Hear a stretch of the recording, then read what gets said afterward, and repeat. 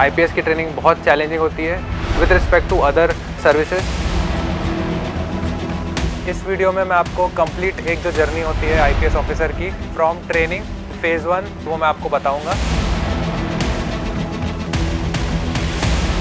From foundation course in Mussoorie और LBSNAA till completion of phase 2 around 2.25 साल का ये टाइम पीरियड हो जाता है।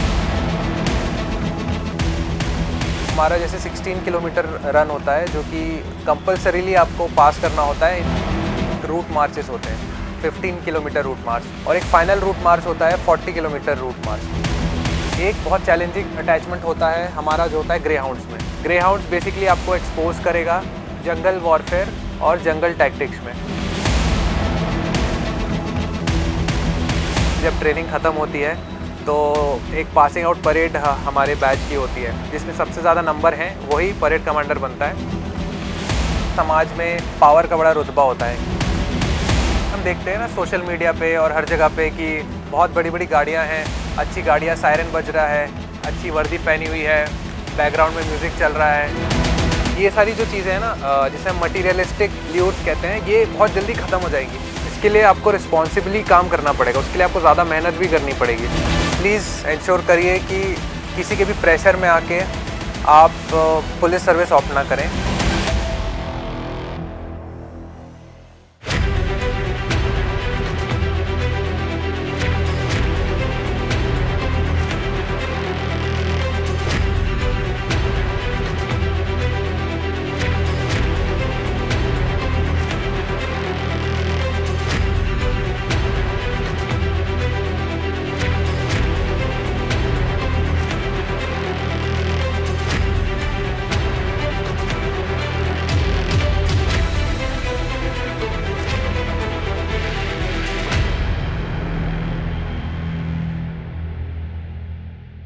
नमस्कार, मेरा नाम हर्षित मेहर है।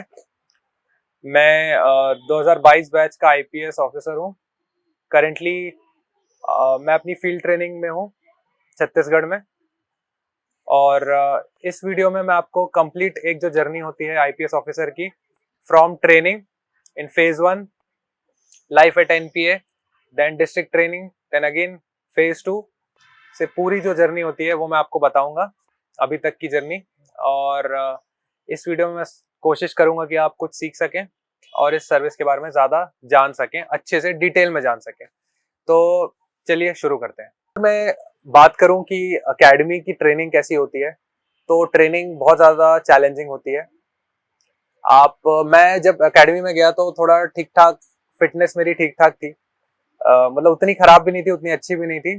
थोड़ा बहुत मुझे रनिंग का और जॉगिंग का आइडिया था, मैं करता था।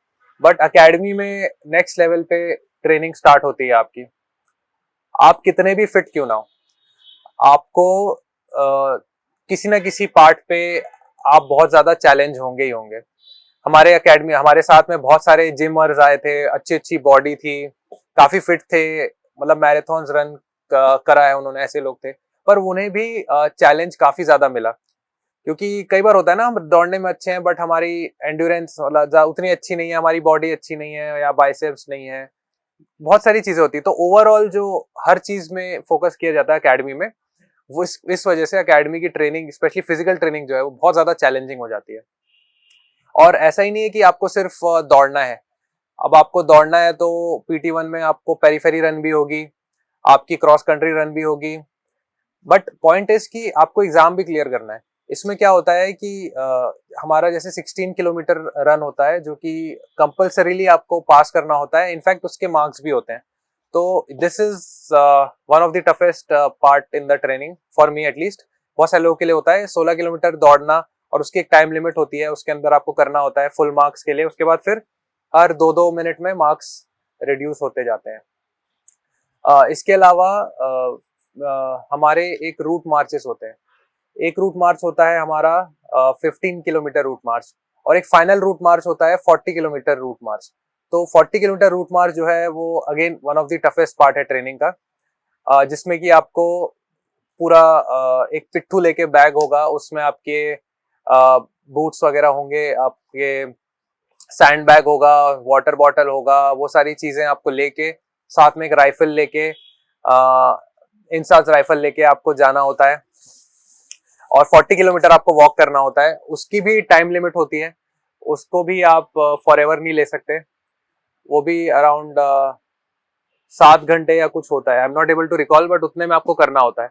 तो ये भी बहुत चैलेंजिंग होता है, हर किसी के मतलब पसीने छूट जाते हैं बेसिकली करने में। और इसमें मैंने देखा है कि बहुत सारे लोग नहीं कर पाते, but again as it is compulsory आपको करना ही करना है। अगर आप एक बार नहीं कर पाएंगे तो नेक्स्ट टाइम आपको करना पड़ेगा। मैं एक बात आपको क्लियर कर दूं कि कुछ सब्जेक्ट्स क्वालिफाइंग होते जरूर हैं अकेडमी में। जैसे एक सब्जेक्ट हो स्विमिंग हो गया, ड्राइविंग, और फर्स्ट एड का एक कोर्स होता है, फर्स्ट रिस्पॉन्डर का कोर्स होता है। तो उस ये तीनों सब्जेक्ट्स आपको बेसिकली पास करने होते हैं। आपको ज्यादा मार्क्स वगैरह का इसमें कोई इशू नहीं है, सिर्फ पास करने, बट पास करना कंपलसरी है। आप ऐसा नहीं है कि आप क्वालिफाई भी नहीं कर सकते। क्वालिफाई नहीं कर पाएंगे आप तो फेज 2 में आपको देना पड़ेगा, बट आपको देना पड़ेगा। सिमिलरली अगर आप 16 किलोमीटर रन नहीं कर पाएंगे तो आपको फेज 1 में नहीं तो फेज 2 में फिर से करवाएंगे, आपको करना ही पड़ेगा। It is compulsory part of training. Route march आप 40 किलोमीटर कंप्लीट नहीं कर पाएंगे फॉर वट एवर रीजन, तो आपको फेज 2 में करना पड़ेगा, बट आपको करना पड़ेगा। जब तक आप करेंगे नहीं, आपका जो स्टेटस है एज प्रोबेशनर वो कभी हटेगा नहीं। आपको जो आपका बेसिक कोर्स ट्रेनिंग है और उसकी जो एक्टिविटीज है वो खत्म करना ही करना है एनपीए में।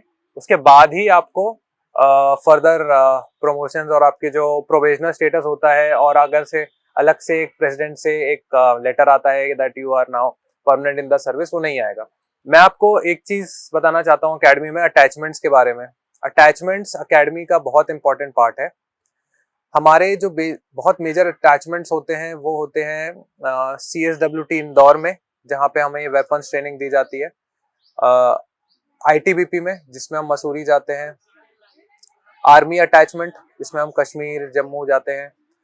CRPF अटैचमेंट, जिसमें हम झारखंड या छत्तीसगढ़ आते हैं।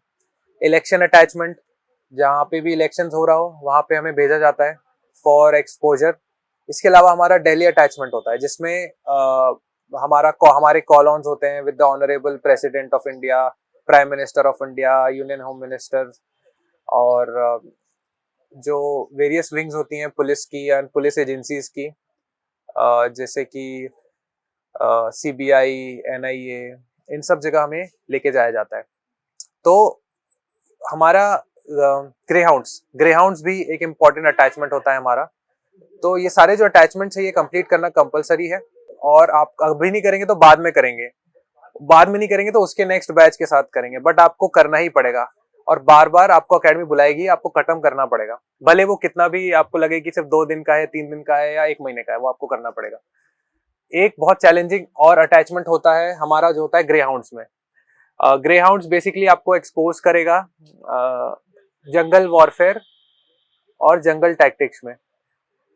आपको पता है कि नक्सल जो एरियाज है, रेड डिस्ट्रिक्ट जिसे हम कहते हैं, वहां पे ये प्रॉब्लम बहुत ज्यादा होती है। And if you are posted as IPS officer in the capacity of SDOP और in capacity of additional SP या SDOP कैपेसिटी में, तो आपको लीड भी करना पड़ सकता है ऑपरेशंस। तो specially in states like Chhattisgarh, Telangana, Andhra Pradesh और झारखंड और इन उड़ीसा। तो इसलिए ये कोर्स बहुत इंपॉर्टेंट होता है।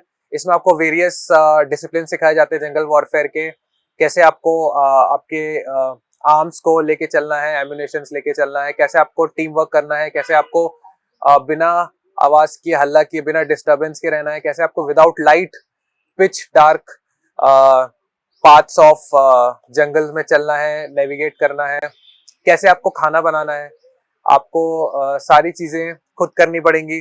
जनरली क्या होता है कि बडी पेयर्स में हम ग्रेहाउंड्स में रहते हैं और उसमें एक दूसरे के लिए खाना बनाते हैं या चीजें कैरी करते हैं।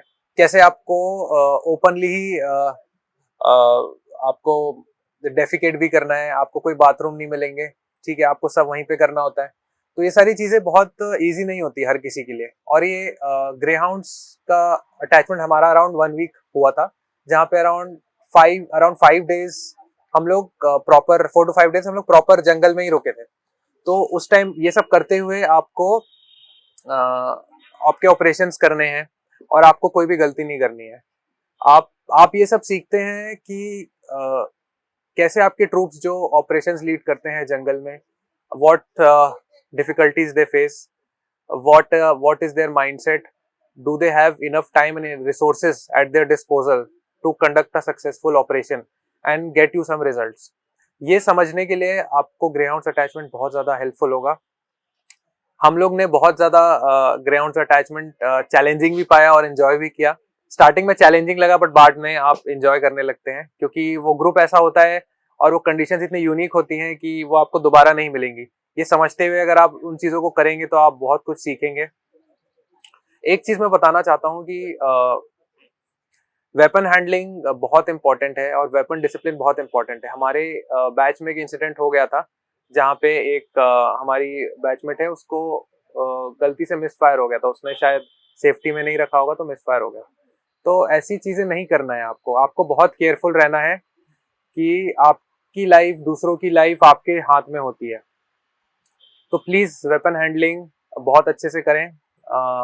You are responsible for your weapon and nobody else, and it could impact you also and others also, so we should always keep that in mind. ITBP attachment में हमें एक्सपोज किया जाता है to heights, to our fear of heights. तो हमारी कुछ activities हुई, जैसे कि अराउंड 50 मीटर्स का एक बड़ा सा माउंटेन था। तो उसमें हमें बेसिकली ऊपर से नीचे आना था यूजिंग रोप, उसे हम ग्रैपलिंग कहते हैं। तो वो हमें कराया गया ITBP अटैचमेंट में। हमसे रॉक क्लाइंबिंग करवाई गई, एक स्टीप करवाई गई, एक नॉर्मल करवाई गई। फिर हमें एक जंपिंग भी सिखाया गया, free fall with the help of rope. तो ITBP अटैचमेंट में हमें हमारे फियर ऑफ हाइट से एक्सपोज किया गया। उसमें हमें देहरादून में भी रहने का मौका मिला, जहाँ हमारा बेसिकली एक्सपोजर हुआ टुवर्ड्स नेशनल फॉरेस्ट अकेडमी और Indian military academy. But majorly ITBP जो हमारा अटैचमेंट था उसमें एक रॉक वाली एक्टिविटीज और स्टार रेस, ये दो बहुत ही चैलेंजिंग एक्टिविटीज थी। स्टार रेस में आपको around 25 kilometre completely cross country चलाया गया, जिसमें आप पहाड़ चढ़ रहे हैं, उतर रहे हैं, रोड पे चढ़ रहे हैं, चल रहे हैं, और बीच में आपको फिर अपने एक टीममेट को स्ट्रेचर में लेके भी जाना है कुछ किलोमीटर, 2-3 किलोमीटर। उसके बाद आपको एक लॉग होगा लकड़ी का बड़ा सा, उसे लेके चलना है। तो इस तरह से ये डिजाइन था और ये भी काफी चैलेंजिंग था। तो ITBP अटैचमेंट भी बहुत ज्यादा फ्रूटफुल था हमारे लिए। उसी तरह इंदौर का जो CSWT अटैचमेंट होता है उसमें हमें बहुत सारे ऐसे वेपन जो आप कभी लाइफ में नहीं चलाएंगे, जैसे रॉकेट लॉन्चर हो गया, UBGL हो गया, ये सारी चीजों से आपको एक्सपोज किया जाएगा, मोटार। तो ये सारी चीजें जो हैं आप लाइफ में शायद कभी ना चला पाए। तो इन सब वेपन्स को चलाने का एक एक्सपीरियंस जो है वो बहुत अलग और यूनिक है, और इसे हम लोग हमेशा चेरिश करते हैं आज भी। तो ये सारे जो अटैचमेंट्स होते हैं अकेडमी के, ये आपको सिखाते हैं कि what kind of potential you can have and what all things you can learn. हमें क्या लगता है कि UPSC की तैयारी करने के बाद कि हमें सब कुछ आता है, सारी चीजें पढ़ रखी हैं, एग्जाम क्लियर करके आए, ये सब क्या है। बट इस ट्रेनिंग में इतना एक्सपोजर और आपका दिमाग इतना ज्यादा खुलेगा और आपको कॉन्फिडेंस इतना आएगा कि आपको बड़ी चीजें छोटी लगने लगती हैं। जैसे कि हमारे फायरिंग के क्लासेस होते हैं, और फायरिंग एक प्रॉपर सब्जेक्ट है जिसमें आपको short range firing with auto pistol with Glock कराया जाएगा, और लॉन्ग रेंज फायरिंग भी होगी, जैसे कि जिसमें आप SLR, इंसास राइफल और AK राइफल, ये सारी चीजें आप चलाएंगे, MK5, ये सारी चीजें चलाएंगे। तो इसमें आप स्टार्टिंग में हम जब करते थे फायरिंग तो हमें बहुत डर लगता था, क्योंकि इतनी आवाज आती है उसकी। आप एक ग्लॉक चलाएंगे, छोटी सी गन है, पर वो चलाएंगे तो पूरा गूंज जाता है। तो उसके बाद उसको और क्या करते हैं कि आपको सबको एक साथ चलाना है, एक पूरी लाइन रहेगी, सबको चलाना है टारगेट में। तो स्टार्टिंग में तो आवाज ही उसकी इतनी आती थी कि मन ही नहीं करता था चलाने का, कि आप पूरे डिस्टर्ब हो जाते हो। लेकिन बाद में विथ सो मेनी प्रैक्टिसेस, मतलब your academy makes you fire मतलब हंड्रेड्स ऑफ राउंड्स, इतने ज्यादा राउंड आप फायर कर लेते हैं, इतने क्लासेस हो जाते हैं कि you get used to it, और आपको वो बहुत इजी लगने लगता है। आज के टाइम में मुझे one of my best learnings from academy is firing itself, जहाँ पे मैंने बहुत अच्छा फायरिंग सीखा, किया भी। क्या हमारी अकेडमी में एक रिफ्लेक्स शूटिंग करके का कंपटीशन भी होता था, जिसमें within 5 seconds you have to fire 2 bullets at the target, और रैंडम टारगेट आते थे, फ्लैश होते थे, जिनमें आपको मारना होता था। तो it was basically a platoon event, platoon के बीच में कंपटीशन होता था। तो उसमें we reach till the final, हमारा प्लाटून फाइनल तक पहुंचा, और 2-2 के बड़ी पेयर्स में हम जाते थे। तो उसमें मैक्सिमम जितना स्कोर कर सकते थे उतना स्कोर मैं और मेरे बडी ने उस टाइम किया था। तो ये काफी ज्यादा एनलाइटनिंग था कि जितना स्कोर कर सकते थे हमने किया। मतलब इस लेवल पे जाके आपको एकेडमी ट्रेन कर देती है कि आप 5 सेकंड में 2 बुलेट ऑन टारगेट आप मार सकते हैं विदाउट एनी डिस्ट्रैक्शंस। तो ये आपकी बात हुई एकेडमी की।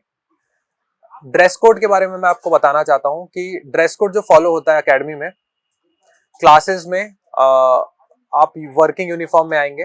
वर्किंग यूनिफॉर्म मतलब नॉर्मल जो आपकी खाकी शर्ट पैंट होती है, बैरेक कैप, लेदर बेल्ट, और जो आपके शूज होते हैं। ये जो आउटलुक है ये आपका रहेगा Monday to Friday excluding Wednesdays. Wednesdays में इंडोर क्लासेस में फॉर्मल अटायर फॉलो किया जाता है, जिसमें आप shirt pant, formal shirt, formal pant, belt और टाई के साथ, या फिर विद अ ब्लेजर आप जा सकते हैं। सैटरडेज का ड्रेस कोड होता है सेमी फॉर्मल, जिसमें कि आप शर्ट पैंट पहनिए, फॉर्मल शर्ट, फॉर्मल पैंट और बेल्ट विदाउट एनी टाई, और आपके जो नॉर्मल ऑक्सफोर्ड शूज होते हैं फॉर्मल ब्लैक या जो भी होता है वो आप पहन सकते हैं। तो ये ड्रेस कोड मेजरली फॉलो होता है। एग्जाम्स की मैं बात करूं तो एकेडमी में एग्जाम्स इंडोर और आउटडोर दोनों सब्जेक्ट्स के होते हैं। इंडोर सब्जेक्ट्स में हमारे 2 पीरियोडिकल टेस्ट हुए थे, और उसके बाद फाइनल एग्जाम्स हुए थे। और आउटडोर सब्जेक्ट्स में आपके पीटी का एग्जाम होगा, जिसमें आपको ग्रेडिंग्स होती हैं। बेसिकली आपको विद इन अ मिनट आपको more than 40 sit-ups, pushups, squats अगर आप ये करते हैं तो आपको फुल मार्क्स मिलेंगे, अदरवाइज उससे कम मिलेंगे। तो ऐसे करके ग्रेडिंग्स होती हैं। तो इस तरह से पीटी का एग्जाम होता है। 1 माइल रेस होती है, जिसमें आप विद इन 6 मिनट्स करेंगे तो मैक्सिमम मार्क्स हैं। उसके बाद up till 6:20, 6 minutes 20 second second highest है। तो ऐसा करके आपके एग्जाम होंगे। एक पीटी ऑब्स्टिकल का भी एग्जाम होता है, उसमें वेरियस ऑब्स्टिकल्स होते हैं। वो अगर आप विद इन 45 सेकेंड्स कंप्लीट करेंगे सारे तो आपको फुल मार्क्स मिलेंगे, अदरवाइज कम मिलेंगे। तो इस तरह से पीटी का एग्जाम हुआ। वैसे ही जैसे मैंने आपको बताया 16 किलोमीटर का एक रन होता है, उसमें भी मैक्सिमम मिनिमम मार्क्स होते हैं। उसको आपको लेकिन इतना तो है कि आपको मिनिमम क्राइटेरिया तो फुलफिल करना ही है, तभी आप पास हो पाएंगे।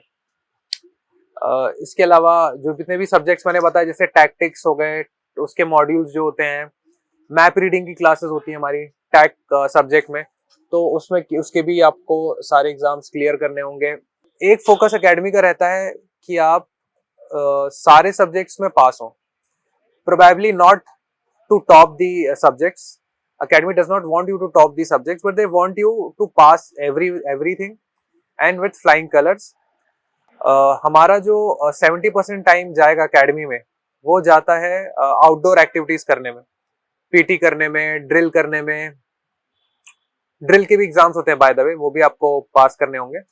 तो जितने भी आउटडोर सब्जेक्ट्स होते हैं उसके वो करने में आपको 70% टाइम जाएगा, but they contain 30 to 35% of total marks.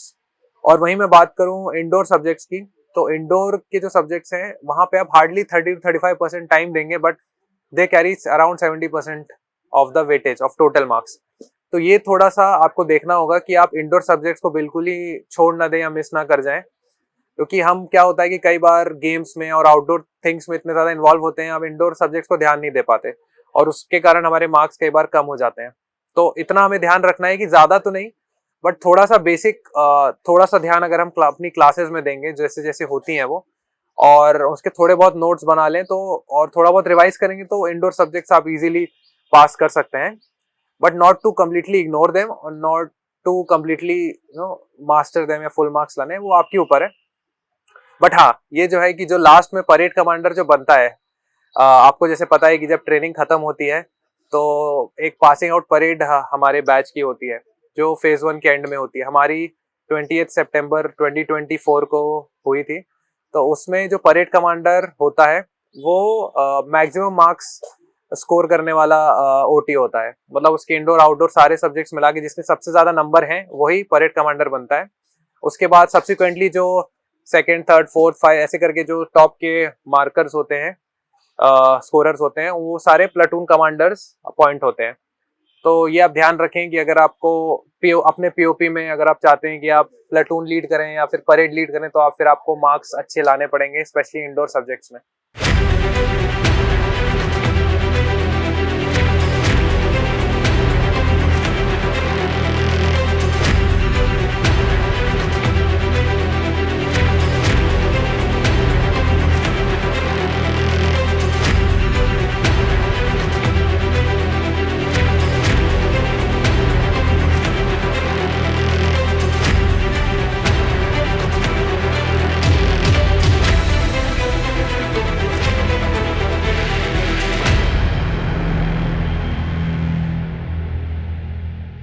Academy में जो क्लासेस होती हैं इंडोर या आउटडोर, वो सारी कंप्लीट करना आपको कंपलसरी होता है। There is no choice. Academy और completion of this basic course requires you to have at least 95% attendance in all these subjects, whether they be outdoor or indoor. But अगर आप miss करते हैं, मान लीजिए आप बीमार पड़ गए, आप हॉस्पिटल चले गए, आप लीव पे चले गए, तो ऐसे केस में आपको एक्स्ट्रा क्लासेस अटेंड करनी होती है। ये एक्स्ट्रा क्लासेस दोनों के लिए होंगी। अगर आपने आउटडोर क्लासेस मिस करी तो उसके लिए एक्स्ट्रा क्लासेस इनिशियली सैटरडेज में और संडेज में लगती है। But towards the fag end of your training, ये जो आपकी आउटडोर की एक्स्ट्रा क्लासेस है वो आपको डेली रूटीन में, मतलब डेली आपको लगने लगेंगी। और जो इंडोर की क्लासेस आपकी मिस होती हैं वो आपको डेली वर्किंग डेज पे after your normal day in the NPA वो क्लासेस आपको अटेंड करनी होती है। तो जितनी आप मिस करेंगे उतनी ही टाइम की आपको एक्स्ट्रा क्लासेस करनी होती है। और कोशिश करिए कि ज्यादा एक्स्ट्रा क्लासेस आपकी ना लगे, आप ज्यादा डेज मिस ना करें, क्योंकि बाद में बहुत ज्यादा हेक्टिक हो जाता है। बाद में क्या होता है कि ऑलरेडी बहुत सारी चीजें चल रही होती हैं, इवेंट्स चल रहे होते हैं, एग्जाम्स चल रहे होते हैं, गेम्स के इवेंट्स चल रहे हैं, और उस बीच आपको एक्स्ट्रा क्लासेस अटेंड करनी होती है जो काफी ज्यादा फ्रस्ट्रेटिंग हो जाता है और आपको कंप्लीट करनी ही होती है। इंडोर क्लासेस आप अटेंड करेंगे, उसके बाद फिर आउटडोर क्लासेस भी लगती हैं। कई बार तो ऐसा होता है कि ओवरलैपिंग हो जाता है कि आपकी आउटडोर इंडोर क्लासेस एक साथ लग गई हैं तो आप अटेंड ही नहीं कर पाएंगे। तो इसलिए ट्राई करिए कि आप आउटडोर इंडोर क्लासेस टाइम पे खत्म करें। और जितना हो सके जो आपकी नैप्स होती है, जैसे हम नैप बोलते हैं, ये नैप्स जो है कम से कम लगे और इनिशियली ही अपनी ट्रेनिंग के टाइम इन्हें कंप्लीट कर लें, ताकि आप towards the end of your training आप ज्यादा अच्छे से एंजॉय कर पाएं और एग्जाम्स पे फोकस कर पाएं। फेज 1 ट्रेनिंग खत्म होने के बाद 6 महीने की डिस्ट्रिक्ट प्रैक्टिकल ट्रेनिंग आईपीएस सोटीज की होती है। तो ये जो आपके अलॉटेड कार्डर्स हैं वहां पे आपको भेज दिया जाता है। वहां पे आपकी 6 महीने की फील्ड ट्रेनिंग होगी, जो आपने एनपीए में सीखा फेज 1 में, जो आपने एक तरह से आइडियलिज्म सीखा है, जो आपने एक रेफरेंस पॉइंट सीखे हैं जो आपको करवाने हैं इम्प्लीमेंट ऑन द फील्ड। अब वो आके यहाँ पे आपको रियल टाइम एक्सपोजर मिलता है कि वो कितने इम्प्लीमेंट हो पा रहे हैं और नहीं, कितने रियलिटी से क्लोज या दूर हैं आपके जो लॉ के इम्प्लीमेंटेशंस हैं, और हमारा क्रिमिनल जस्टिस सिस्टम कैसे काम करता है, इसके बारे में आपको एक्सपोजर दिया जाता है। आपके डिस्ट्रिक्ट ट्रेनिंग में आपके बहुत सारे अटैचमेंट्स होंगे, जैसे कि SP office, SDOP office, DM office, district जज ऑफिस, थाना अटैचमेंट, अर्बन थाना, रूरल थाना। तो ऐसे बहुत सारे अटैचमेंट्स आपके होंगे और इन सब में आपको बहुत ज्यादा एक्सपोजर मिलेगा कि कैसे फील्ड पे काम हो रहा है, कैसे वेरियस एजेंसीज इंटरेक्ट करती हैं, क्या क्या लूपहोल्स हैं। इसी डिस्ट्रिक्ट प्रैक्टिकल ट्रेनिंग का जो टुवर्ड्स एंड होता है, 3 महीने का, अराउंड 3 मंथ्स का आपको एक इंडिपेंडेंट थाना चार्ज मिलता है। तो इसमें आपको बहुत ही इंपॉर्टेंट लर्निंग्स मिलेंगी towards functioning of a most fundamental unit of police in the country, which is a police station. कैसे काम करता है, क्या डॉक्यूमेंटेशंस होते हैं, कितने टाइप के रजिस्टर्स आपको मेंटेन करने होते हैं, कहाँ पे कब एंट्रीज करनी है, कैसे इन्वेस्टिगेशन करना है, आपके जो आपके कांस्टेबल्स हैं या हेड कांस्टेबल्स हैं उनको आपको कैसे गाइड करना है, कैसे समन्स हो गए या अरेस्ट वारंट्स हो गए उनको कैसे सर्व करना है, कैसे आपको मैन मैनेजमेंट करना है, कैसे आपको ड्यूटीज अलॉट करनी है। आपके पास मैन पावर का क्रंच है, उसके बाद भी आपको कैसे काम करना है। तो ऐसे बहुत सारे चीजें जो हैं आप सीखेंगे आपके पुलिस स्टेशन में, जो आपको चार्ज मिलेगा एज एसएचओ, तो वो उसमें आप ये सब सीखेंगे। आफ्टर डीपीटी में फिर से 2 महीने के लिए अकेडमी बुलाया जाता है फॉर द फेज 2 ट्रेनिंग, जिसमें basically we are suppose to share our experiences, share our learnings from our various states and districts. कौन से बेस्ट प्रैक्टिसेस हैं, कौन से लूप होल्स हैं, कौन से सजेशंस फॉर इम्प्रूवमेंट है, हमने क्या इम्प्लीमेंट किया या हमने क्या दिया अपने डिस्ट्रिक्ट प्रैक्टिकल ट्रेनिंग में अपने डिस्ट्रिक्ट को, ये सारी चीजें फेज 2 में हम डिस्कस करते हैं। इसके अलावा कुछ अटैचमेंट्स भी है, जैसे कि एक IIM अहमदाबाद में हमारा अटैचमेंट होता है टुवर्ड्स मैनेजमेंट, और भी कुछ अटैचमेंट्स हैं। इस सब को मिला के हमारा फेज 2 2 महीने का खत्म होता है। उसके बाद एक IPS की जो ट्रेनिंग है, अगर आप देखें from foundation course in Mussoorie और LBSNAA till completion of phase 2, around 2.25 साल का ये टाइम पीरियड हो जाता है। और इसके बाद फिर फाइनली आपको आपकी पहली पोस्टिंग मिलती है, जो कि एज SDOP और एज सिटी SP हो सकती है। इसमें आपको around it varies from state to state, around 10 से 11 महीने आप SDOP रहेंगे। फिर अराउंड 10 to 11 मंथ्स आपको एडिशनल SP शिप दी जाती है, where you get promoted again. Then after all these things you finally get the post or the promotion for which you came into this service, which is the superintendent of police of a district. तो इस तरह से मोटा मोटी आपका एक IPS officer का एक ट्रेनिंग से लेकर पूरा ग्राइंडिंग से लेकर फाइनल फेज तक पहुंचने तक एक जर्नी होती है, जो कि बहुत ही चैलेंजिंग जर्नी होती है। एक रोलर कोस्टर राइड होती है। आप काफी सारी चीजें सीखते हैं, काफी सारी चीजें सिखाते हैं, कुछ चीजें आप अनलर्न करते हैं, कुछ चीजें आप लर्न करते हैं। तो इस तरह से पूरी आपकी ट्रेनिंग चलती है। और जैसे ही आप फील्ड पे पहुंचते हैं, तो फील्ड पे पहुंचते ही you are looked up very differently because of your training. आपको इतनी अच्छी ट्रेनिंग मिली होती है, आपको इतना अच्छा नॉलेज बेस आपका हो गया रहता है कि आप people with 20 years of experience also will look upon you as lot of respect, because they know कि आप जहाँ से ट्रेनिंग करके आए हैं, आपको बहुत सारी चीजें सिखाई गई हैं। तो इसके बाद आप एक लीडरशिप क्वालिटी ट्रेट के साथ एक लीडर बन के इस डिपार्टमेंट में आते हैं। इस वीडियो को बनाने का एक इम्पॉर्टेंट पर्पस मेरा ये था कि I expose you who are preparing to get into this IPS service is that you should know the expectations from you. Currently, I'm undergoing my field training in Chhattisgarh.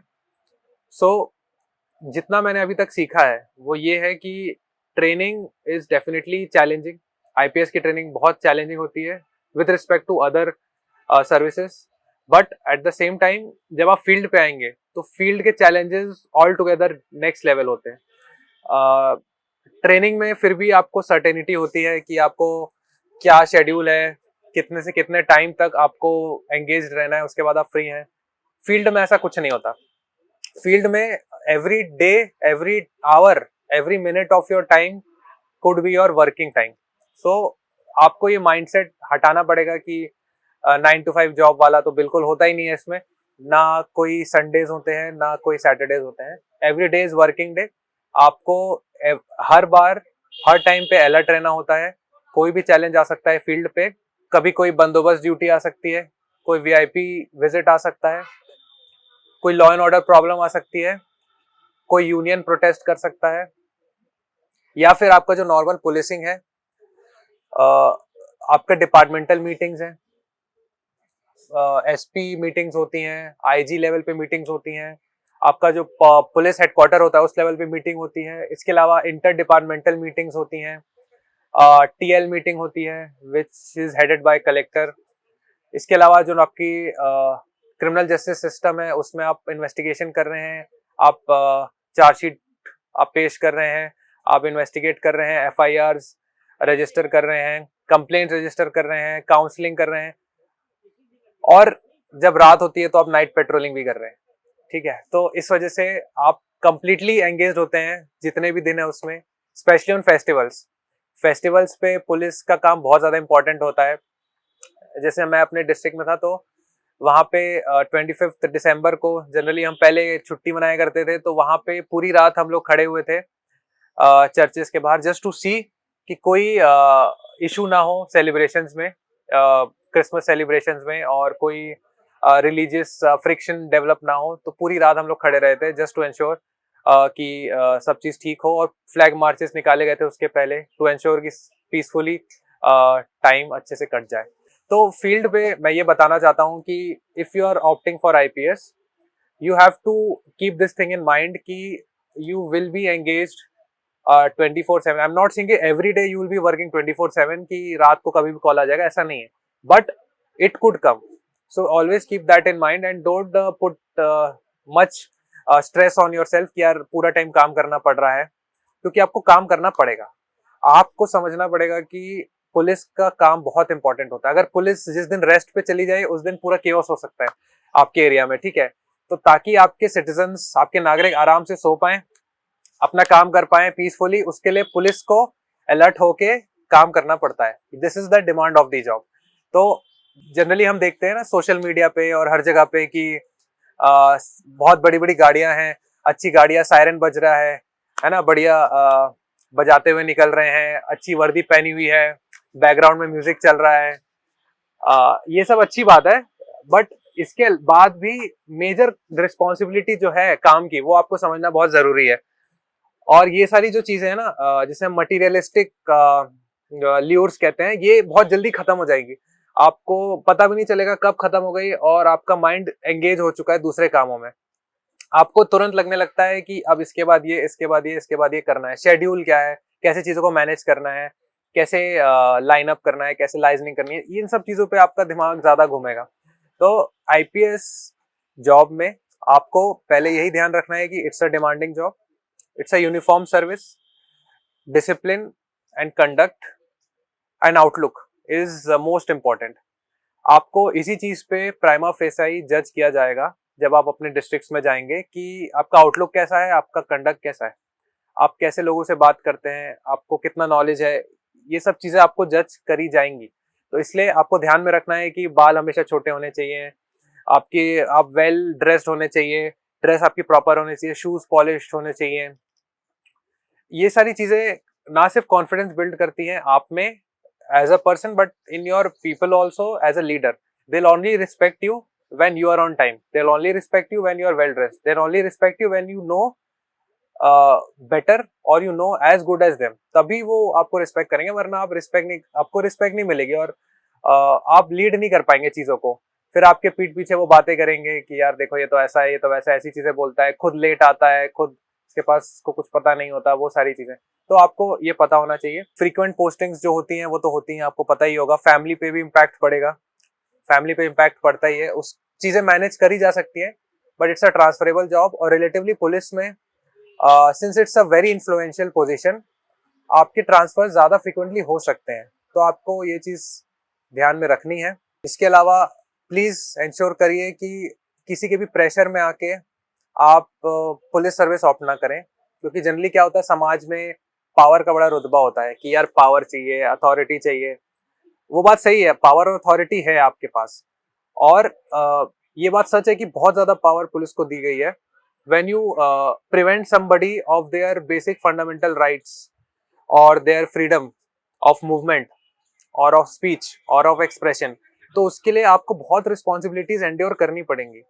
उसके लिए आपको काफी ज्यादा काम करना पड़ेगा। आप ऐसे ही किसी को ऐसे मतलब प्रिवेंट नहीं कर सकते, और ये पावर्स पुलिस को दी गई हैं, तो इसके लिए आपको रिस्पॉन्सिबली काम करना पड़ेगा, उसके लिए आपको ज्यादा मेहनत भी करनी पड़ेगी। तो इसलिए आईपीएस ऑप्ट करते टाइम आप ये चीज ध्यान रखें, अपना इंटरेस्ट हो तो ही ऑप्ट करें। You should know what this service offers and what this service demands.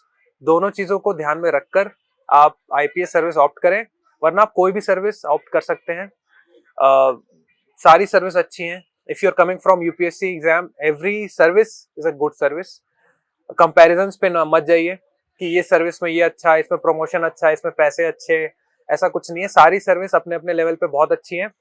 wherever you'll go, you lead your department. Wherever you'll go, you can set up a benchmark for yourself and for the department, for the state, for the country, which could be followed you know as the best practice.